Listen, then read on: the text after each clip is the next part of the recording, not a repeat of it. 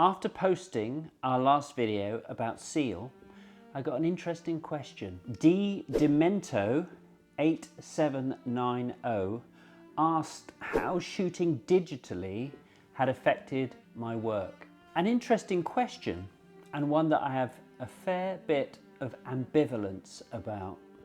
Some of my subjects, like Tom Daly and Zadie Smith, I shot them on film and then some years later had the opportunity to capture them digitally. I would definitely say that modern digital cameras make photography easier, and that's what we all want.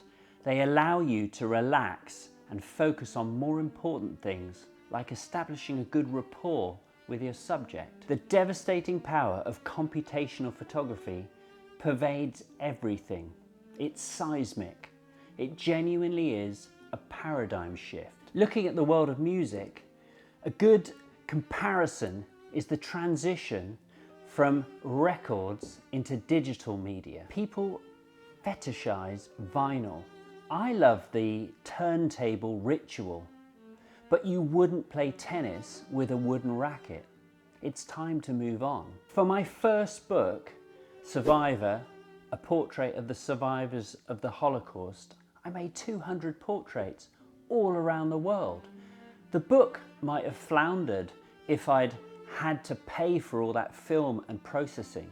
After a decade of shooting digitally, I went back to film, kind of quixotically, for a modest personal project, my second book, Single Dad, which I shot on my Hasselblad. A sentimental decision. I wanted to reference the family album. I loved the book, but putting it together was a tortuous process. I mean, not knowing what you have. The image is latent until you develop the film. The cost of all the processing, the scanning of the negatives, removal of the dust and scratches. What a palaver. I shot my third book, On Divorce, with a digital camera. And I think it's unlikely, although not impossible, that I will go back to film. Last year, I suffered a detached retina, about the worst thing that can happen to a photographer. My modern, technically advanced autofocus camera allowed me to carry on taking pictures even when my right picture-taking eye was out of commission. Whilst recovering, I even took these self-portraits, which I was able to release the shutter using an app on my phone. You can see I'm an advocate for technology. At some point in the future, it won't be viable to manufacture film. There will no longer be a demand for this extravagant waste of chemicals. These days, shooting on film is an act of nostalgia at best, and at worst, an affectation. It's just a treatment.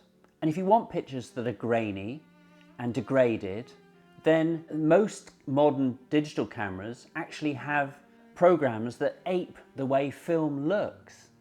And then, of course, there's always Photoshop.